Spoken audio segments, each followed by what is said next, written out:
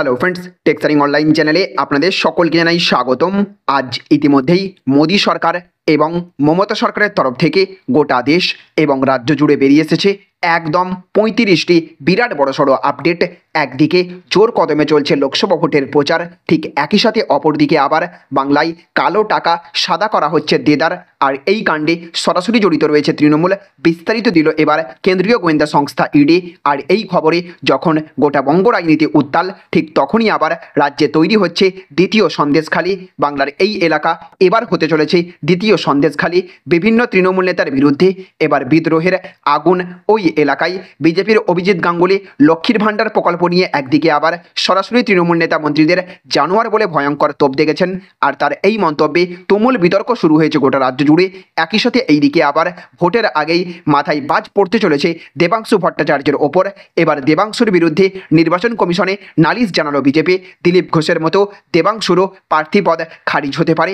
শুধু তাই নয়, এই লোকসভা ভোটে বহরমপুরে তৃণমূল জিতলে রাজনীতি ছেড়ে দেবার ঘোষণা করে চ্যালেঞ্জ করলেন অধীর রঞ্জন চৌধুরী। তবে যখন গোটা রাজ্য জুড়ে লোকসভা ভোটের প্রচারে নেমে পড়েছেন বিভিন্ন রাজনৈতিক দলের নেতামন্ত্রীরা, ঠিক তখনই কোন কোন আসনে কোন কোন প্রার্থী বাজিমাত করতে চলেছে, কে কোথায় হারবে, কত ভোটে কোন দল বাজিমাত করবে, বেরিয়ে আসলো এক চমকপ্রদ সমীক্ষা।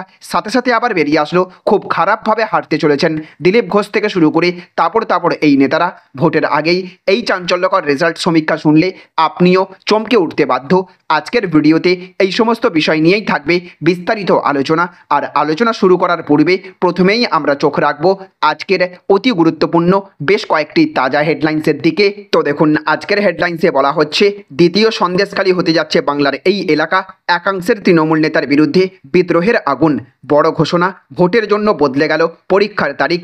কবে হবে পরীক্ষা জেনে নিন। কিভাবে বাংলায় কালো টাকা সাদা করা হচ্ছে জড়িত তৃণমূল, বিস্তারিত দিল ইডি। মজা দেখিয়ে দেব প্রতিদ্বন্দ্বী দেবাংশুকে নয়, তাহলে কাকে কথা বললেন অভিজিৎ, জানবো বিস্তারিত। দুষ্কৃতীদের প্রশ্রয় দেন, নির্বাচনের প্রতীক যেন না পান, লকেটের বিরুদ্ধে কমিশনে তৃণমূল। খুব খারাপভাবে হারতে চলেছেন দিলীপ ঘোষ থেকে তাবড় এই নেতারা। ভোটের আগে চাঞ্চল্যকর রেজাল্ট সমীক্ষায়। ডায়মন্ড হারবারে তৃণমূলকে হারাবো, 1 লক্ষ বিজেপি কর্মী ময়দানে থাকবে। এইদিকে ঘোষণা করা হয়েছে শুভেন্দুর তরফ থেকে। এইদিকে আবার আমাকে বিজেপিতে যোগ দেওয়ার প্রস্তাব, অন্যথায় ইডি 1 মাসের মধ্যে গ্রেপ্তার করবে, দাবি অতীশীর। ভোটার আইডি কার্ডের এই ভুল আপনাকে জেলে নিয়ে যেতে পারে, সাবধান হন। বাংলাসহ 6 রাজ্যে স্পেশাল অবজারভার নিয়োগ জাতীয় নির্বাচন কমিশনের। ফের তৃণমূলের দিকেই ঝুঁকছেন সন্দেশখালীর আন্দোলনকারীরা। বিচারপতির নাম করে ঘুষ, ক্ষুব্ধ হাইকোর্ট, সশরীরে হাজিরা দিলেন ট্রাফিক গার্ড। ফল ভোগের জন্য তৈরি থাকুন। বিভ্রান্তিকর বিজ্ঞাপন মামলায় সুপ্রিম ভর্ৎসনার মুখে রামদেব। এবার পুলিশের বিরুদ্ধে অভিযোগ তুলেই হাইকোর্টে আরাবুল। আমি বিষাক্ত, চাইলে চন্দ্র বোড়াও হতে পারি, পাল্টা জবাবে কাঁপুনি। অধীরকে নিজের আসন বাঁচানোর পরামর্শ দিলীপের। বলছেন, আমার টার্গেট একদম ফিক্সড। প্রতারণার নয়া ফাঁদ, ফোনে শোনানো হচ্ছে শিশুর কান্না, সতর্ক করছে পুলিশ। লক্ষ্মীর ভাণ্ডার তৃণমূলের পৈতৃক নয় বলতেই অভিজিৎকে কুণালের প্রশ্ন, রেশনের টাকা কি বিজেপির বাবার? উত্তরবঙ্গে তৃণমূল অভাবনীয় ফল করবে, দাবি অভিষেকের। বহরমপুরে তৃণমূল জিতলে রাজনীতি ছেড়ে দেব, স্টেট কার্ড মন্তব্য অধীরের। আগুনে গরমে পূর্বে গোটা দেশ। এপ্রিল জুনে ভয়ঙ্কর তাপপ্রবাহের সতর্কতা মৌসুম ভবনের। আবাস হলে বাচ্চাগুলোকে হাসপাতালে ভর্তি হতে হতো না, কেন্দ্রকে তোপ অভিষেকের। চিংড়ির ব্যবসার আড়ালে চলত কেলেঙ্কারি, কিংপিন শেখ শাহজাহান, বড় দাবি ইডির। রাজ্যে শিক্ষক নিয়োগ নিয়ে ফের বড় মন্তব্য করলেন রাজ্যের শিক্ষামন্ত্রী ব্রাত্য বসু। সুদিন শেষ, পার্থর ওপর দায় চাপিয়ে মুক্তি পেতে চান অর্পিতা। আদালতে তাজ্জব করা ঘটনা। ভোটে আসা কেন্দ্রীয় বাহিনীকে ক্যাশলেস চিকিৎসার সুবিধা। ভোটের আগেই মাথায় বাজ, দেবাংশুর বিরুদ্ধে নির্বাচন কমিশনে অভিযোগ বিজেপির। প্রার্থীপদ খারিজ হবে না তো, জানবো বিস্তারিত। লোকসভা ভোটে সব ভিভিপ্যাট স্লিপ গণনার আর্যে নির্বাচন কমিশনকে নোটিশ সুপ্রিম কোর্টের। ডায়মন্ড হারবারে বিজেপি প্রার্থী প্রিয়ঙ্কা টিবরেওয়াল। এই জানোয়াররা জানে না মানুষ ভিখিরি নয়। লক্ষ্মীর ভাণ্ডার নিয়ে অভিজিতের মন্তব্যে বিতর্ক। তো এই সমস্ত হেডলাইনগুলি ছাড়াও রয়েছে মমতা সরকারের তরফ থেকে এই মুহূর্তে আরও একটি বড় ঘোষণা। তাই অবশ্যই মনোযোগ সহকারে সারাদিনের অত্যন্ত গুরুত্বপূর্ণ খবরগুলি একটা ভিডিওতেই দেখে নিন। আর এই ভিডিওটি শুরু করার পূর্বে আপনাদের কাছে ছোট্ট একটা অনুরোধ, অবশ্যই এই ভিডিওটা লাইক করে দেবেন এবং জনস্বার্থে ভিডিওটিকে প্রচুর পরিমাণে শেয়ার করবেন। আর এই লোকসভা ভোটে কোন দল বাংলায় বাজিমাত করতে চলেছে বলে আপনি মনে করে থাকেন, অবশ্যই কমেন্ট বক্সে লিখে জানিয়ে দেবেন। তো দেখুন, আজকের প্রথম খবর, খুব খারাপভাবে হারতে চলেছেন দিলীপ ঘোষ থেকে তাবড় এই নেতারা। ভোটের আগে চাঞ্চল্যকর রেজাল্ট সমীক্ষায়। তো রাজ্যের 42টি আসনের কোন আসনে কে জিতবে তার সঠিক জবাব মিলবে আগামী 4ই জুন, অর্থাৎ ভোট গণনার দিন। তবে তার আগে TV9, পিপলস ইনসাইট এবং পোলস্ট্যাটের জনমত সমীক্ষায় উঠে এসেছে কয়েকটি আসনে কেমন ফলাফল হতে পারে।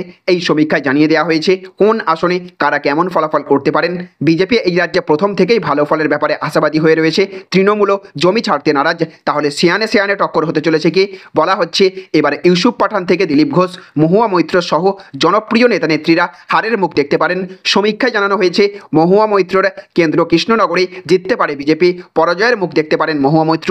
সমীক্ষায় দাবি করা হচ্ছে বিজেপি প্রার্থী অমৃত রায় পেতে পারেন 40% ভোট, তৃণমূল প্রার্থী মহুয়া মৈত্র পেতে পারেন 33% ভোট।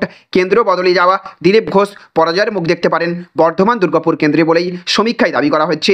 এই কেন্দ্রে জয়ের মুখ দেখতে পারেন তৃণমূল প্রার্থী কীর্তি আজাদ।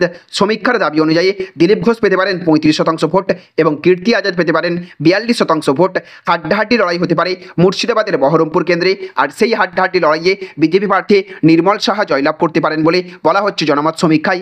এই কেন্দ্রে সামান্য কিছু ভোটের জন্য পরাজয়ের মুখ দেখতে পারেন তৃণমূলের প্রার্থী ইউসুফ পাঠান। সমীক্ষায় বলা হয়েছে নির্মল সাহা পেতে পারেন 31% ভোট, ইউসুফ পাঠান পেতে পারেন 31% ভোট, অধীর রঞ্জন চৌধুরী পেতে পারেন 27% ভোট।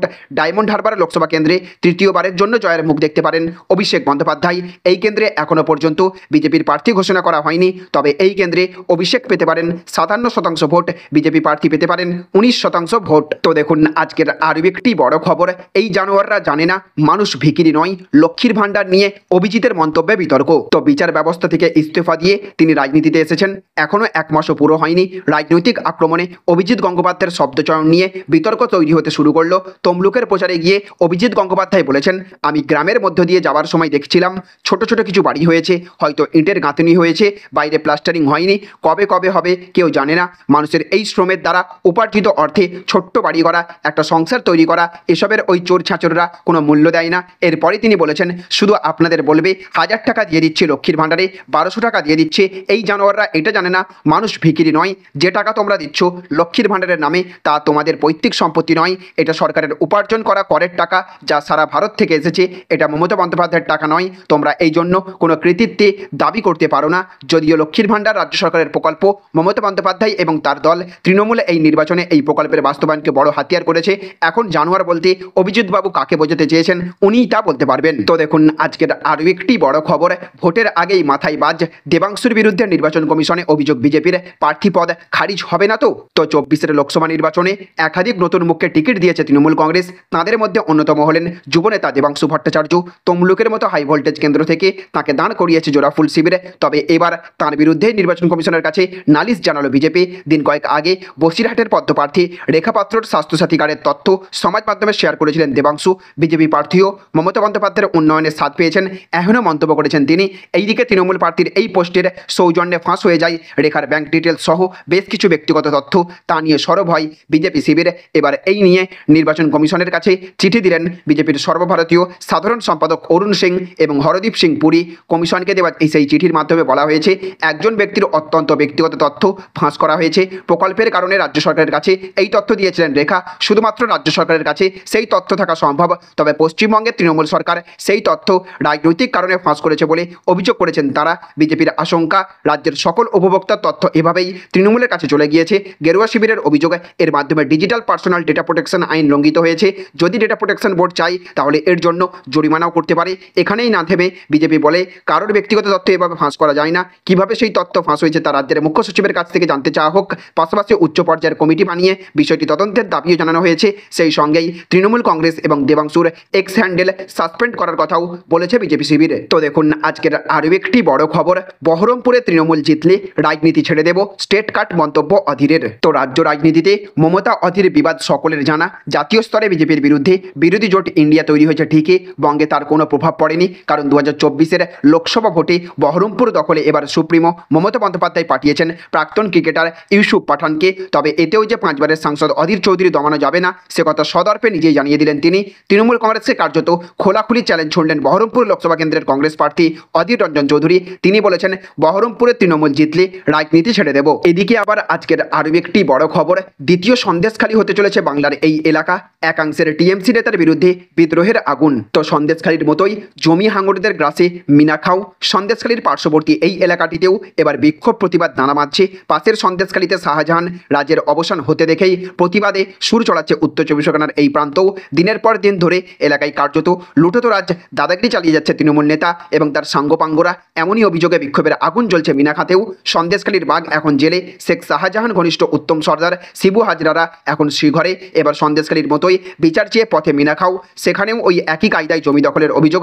সন্দেশখালীর আগুনে প্রতিবাদ দেখে এবার মিনাখার জমি প্রতারিতরাও ন্যায় চেয়ে সোচ্চার হয়েছেন। তাঁদের অভিযোগ, এলাকার তৃণমূল নেতাদের কয়েকজন স্থানীয় বাসিন্দাদের জমি গায়ের জোরে দখল করে নিয়েছে। সেই জমিতে মাছের ভেড়ি বানানো হয়েছে। লিজের টাকা চাইতে গেলে মিলছে শাসানি হুমকি। এখনকার তৃণমূল নেতা আয়ুব হোসেন গাজীর নেতৃত্বে মিনাখাই এই জমি দখল করছে তৃণমূল নেতাদের একাংশ, এমনই অভিযোগ স্থানীয়দের কয়েকজনের। এদিকে আবার আজকের আরও একটি বড় খবর, দুষ্কৃতীদের প্রশ্রয় দেন, নির্বাচনী প্রতীক যেন না পান, লকেটের বিরুদ্ধে কমিশনে তৃণমূল। তো দিলীপ ঘোষের নামে অভিযোগ জানানোর পর ফের নির্বাচন কমিশনের দুয়ারে তৃণমূল কংগ্রেস। হুগলি লোকসভা কেন্দ্রের বিজেপি প্রার্থী লকেট চট্টোপাধ্যায়ের বিরুদ্ধে নির্বাচন কমিশনে অভিযোগ জানিয়েছে রাজ্যের শাসক দল। চুঁচুড়ার তৃণমূল বিধায়ক অসিত মজুমদার অভিযোগ জানিয়ে বলেছেন, ব্যান্ডেলে লকেট দুষ্কৃতীদের প্রশ্রয় দিচ্ছেন, তার বিরুদ্ধে আমরা নির্বাচন কমিশনের কাছে অভিযোগ জানালাম। সাথে সাথে তৃণমূলের আরও অভিযোগ, এলাকায় সন্ত্রাস সৃষ্টির জন্য গুন্ডা মাস্তানদের আমদানি করছে বিজেপি। অসিতের অভিযোগ, ফাঁড়িতে বিক্ষোভের পরে দুদিনের মধ্যেই একজন ব্যবসায়ী আক্রান্ত হয়েছেন। লকেটের গুন্ডা মাস্তানদের আশ্রয় দেওয়ার প্রবণতায় তাদের প্রশ্রয় দিচ্ছে। তো দেখুন আজকের আরও একটি বড় খবর, কিভাবে বাংলায় কালো টাকা সাদা করা হচ্ছে, জড়িত তৃণমূল, বিস্তারিত দিল ইডি। তো সন্দেশখালী কাণ্ডে জেলে গিয়ে শেখ শাহজাহানকে জেরা করার পরেও সঠিক জবাব না পাওয়ায় ইডির পক্ষ থেকে গ্রেপ্তার করা হয়।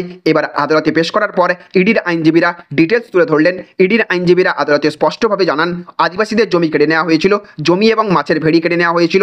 যে সিন্ডিকেট তৈরি করে এই ধরনের কারবার চলতো তার কিংপিন ছিলেন শেখ শাহজাহান।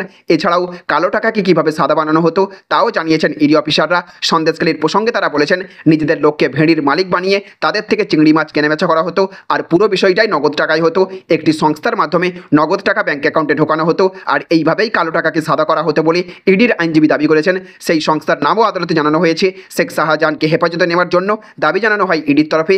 শুধু তাই নয়, এই কালো টাকা সাদা করা চক্রের সঙ্গে জড়িত আরও অনেককে চিহ্নিত করা হয়েছে বলে ইডি অফিসাররা জানিয়েছেন। তো দেখুন আজকের অন্তিম আপডেট, ডায়মন্ড হারবারে তৃণমূলকে হারাবো, 1 লক্ষ বিজেপি কর্মী ময়দানে থাকবে, হুঙ্কার শুভেন্দুর। তো রাজ্যের বিরোধী দলনেতা শুভেন্দু অধিকারী আগেই বলেছিলেন যে ডায়মন্ড হারবারে যদি আইএসএফ বিধায়ক নওশাদ সিদ্দিকী লোকসভা ভোটে দাঁড়ান তাহলে তৃণমূল 3 নম্বরে থাকবে, জিতবে বিজেপি প্রার্থী।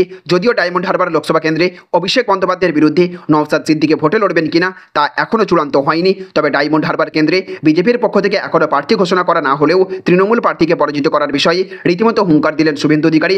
ডায়মন্ড হারবার আর দক্ষিণ কলকাতা লোকসভা কেন্দ্রের প্রচারে 1 লক্ষ বিজেপি কর্মী ময়দানে থাকবে। ডায়মন্ড হারবারে তৃণমূল কংগ্রেসকে হারাবো, দেখা হবে লড়াইয়ের ময়দানে বলেও কার্যত হুঁশিয়ারি সুর সপ্তমে শুভেন্দু অধিকারীর। তাহলে ফ্রেন্ডস বুঝতে পারলেন, এই ছিল আজকের কয়েকটি গুরুত্বপূর্ণ আপডেট। এই ভিডিওটি আপনাদের যদি ভালো লেগে থাকে তাহলে অবশ্যই ভিডিওটিতে এক্ষুনি একটা লাইক করবেন এবং অবশ্যই ভিডিওটিকে রাজ্যের সমস্ত মানুষের কাছে শেয়ার করে সকলকে জানার সুযোগ করে দেবেন। ভালো থাকবেন, সুস্থ থাকবেন। Thank you friends, thank you for watching.